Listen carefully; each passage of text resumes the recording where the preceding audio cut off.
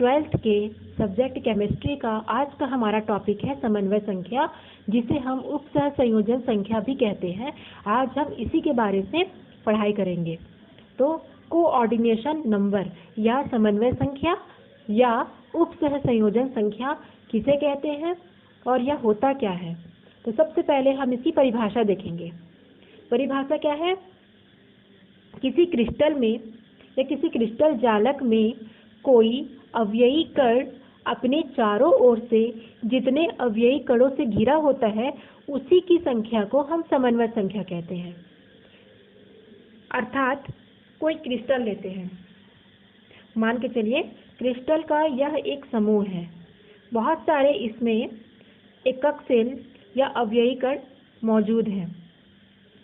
तो किसी क्रिस्टल में एक कण, यदि हम इस कण की गणना करें, तो किसी क्रिस्टल में यदि एक कण के संपर्क में जितने पड़ोसी परमाणु होते हैं उन्हीं की संख्या को क्रिस्टल की समन्वय संख्या कहा जाता है। जैसे इस प्रकार का स्ट्रक्चर है,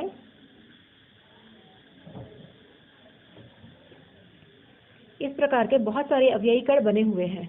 तो इस अवयवी कण की समन्वय संख्या हमको ज्ञात करनी है। तो इस अवयवी कण के संपर्क में कितने परमाणु हैं या इस अवयवी कण को कितने परमाणु टच करते हैं, गिनते हैं 1 2 3 4 5। तो इसकी समन्वय संख्या कितनी हो जाएगी? इसकी समन्वय संख्या हो जाएगी 5। तो इस प्रकार से परिभाषा फिर से देखते हैं। किसी क्रिस्टल जालक में कोई अवयवी कण अपने चारों ओर के से जितने परमाणुओं, अणु या आयनों से घिरा होता है उसी की संख्या को हम समन्वय संख्या कहते हैं। इसे संयोजन संख्या भी कहा जाता है। जैसे NaCl की स्ट्रक्चर, यदि हम NaCl की संरचना देखें तो NaCl में क्या होता है?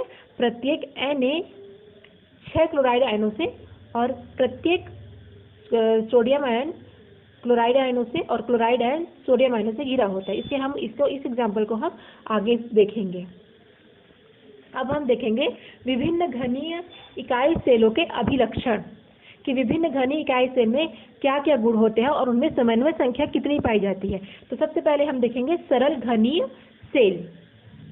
सरल घनीय सेल, ये एग्जाम्पल NaCl कहा जाएगा। इसमें जो ये एग्जाम्पल था उसको मैं इसके थ्रू आप लोग को समझाऊंगी कि इसमें कैसे प्रत्येक सोडियम आयन 6 क्लोराइड आयनों से और प्रत्येक क्लोराइड आयन 6 सोडियम आयनों से किस तरह से घिरा होता है, मैं आपको इसमें समझाऊंगी। तो सबसे पहले हम देखेंगे सरल घनीय सेल। सरल घनीय सेल में क्या होता है? कितने अवयवी परमाणु होंगे या कितने पड़ोसी परमाणु अवयवी कण से घिरे होंगे। तो जैसे मान के चलिए यहाँ पर एक अवयवी कण है, तो यह अवयवी कण एक इससे घिरा है, एक इससे घिरा है और एक इससे घिरा है। तो 3 अवयवी कण हो गए, अर्थात इनको वो टच कर रहा है, इसके संपर्क में है। उसी प्रकार यदि हम इसे आगे बढ़ाएंगे तो इस तरफ एक कोष्ठिका होगा, इसको यदि आगे बढ़ाएंगे तो पीछे की ओर होगा और इसको आगे बढ़ाएंगे तो ऊपर की ओर होगा। तो कुल कितने हुए? 1 2 3 4 5 6, टोटल 6 अवयवी कण या परमाणुओं से घिरा होता है। अब हम इसी को, एकक सेल को इस संरचना द्वारा समझेंगे। तो इस संरचना में क्या दिखाया गया है? इस संरचना में यहाँ पर यदि हम एक अवयवी कण की कल्पना करें कि यहाँ पर एक अवयवी कण है, या मान के चलिए यहाँ पर एक सोडियम आयन है, तो वह सोडियम आयन कितने क्लोराइड आयनों से घिरा है हमको पता करनी है। तो देखते हैं, ये 1, इधर 2, इधर 3, इधर 4, इधर 5 और नीचे की तरफ 6। आप देख सकते हैं। तो प्रत्येक सोडियम आयन 6 क्लोराइड आयनों से घिरा है, उसी प्रकार प्रत्येक क्लोराइड आयन 6 सोडियम आयनों से भी घिरा होता है। तो इस प्रकार अगर हम सरल घनीय सेल की संरचना देखें तो एक सरल घनीय सेल में अवयवी परमाणु अपने 6 पड़ोसी परमाणुओं से घिरा है। कैसे? एक अवयवी परमाणु 1 2 3 4 5 6 6 पड़ोसी परमाणुओं से घिरा है। अतः सरल घनीय सेल में परमाणुओं की समन्वय संख्या SCC या सरल घनीय सेल में परमाणुओं की समन्वय संख्या कितनी हो जाएगी? 6 हो जाएगी। क्यों? क्योंकि एक अवयवी कण 6 पड़ोसी कणों के संपर्क में होता है। ठीक है, जहाँ पर सुविधा की दृष्टि से अवयवी कणों को दूर दूर रखा गया है, लेकिन यदि हम इसको त्रिविमीय संरचना देखें या 3D में देखें तो प्रत्येक कण सभी कणों से किस प्रकार से टच रहते हैं वो आप 3D संरचना में देख सकते हैं। उसके पश्चात हम देखेंगे अंतः केंद्रित घनीय सेल। अंतः केंद्रित घनीय सेल के बारे में बता चुकी हूँ कि इसमें जो परमाणु होते हैं या अवयवी कण होते हैं वो आठों कोनों पर और एक केंद्र पर स्थित होता है। पहले हम इसके बारे में पढ़ चुके हैं। तो यदि मान के चलिए यहाँ पर अगर हम एक अवयवी कण की कल्पना करेंगे तो वह अवयवी कण कितने और कणों के संपर्क में रहता है या कितने कणों से टच में रहता है?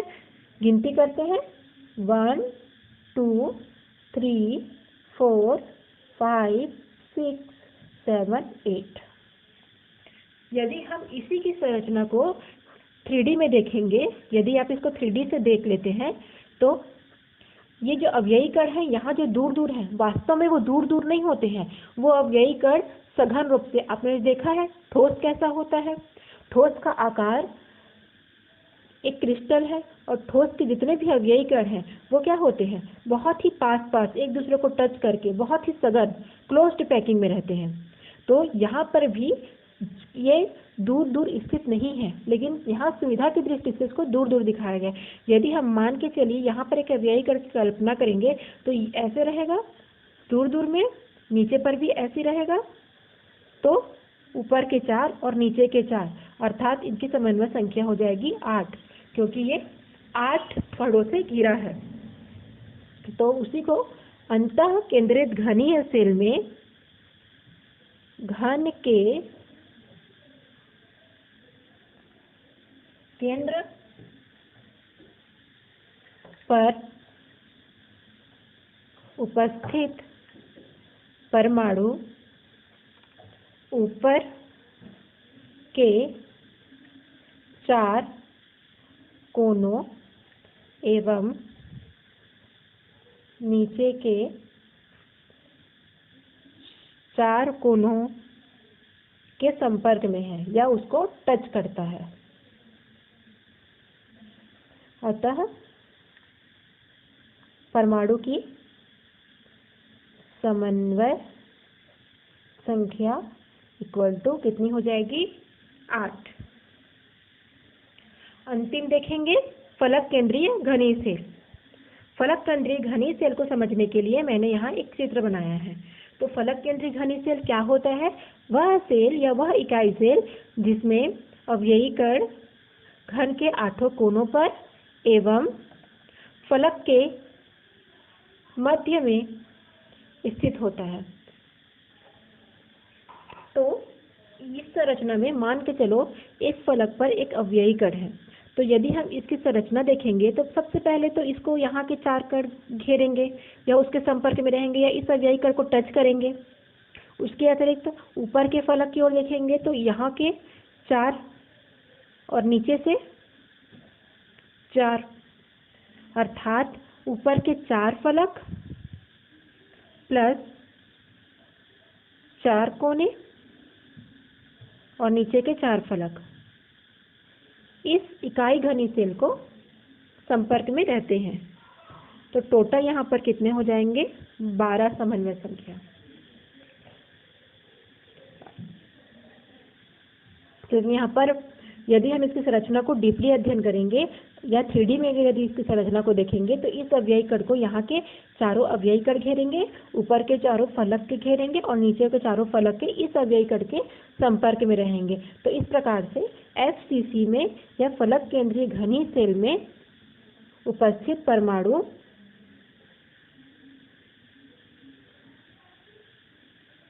उपस्थित परमाणुओं की समन्वयन संख्या कितनी हो जाएगी? 12 हो जाएगी। तो इस प्रकार से समन्वय संख्या ज्ञात किया जाता है।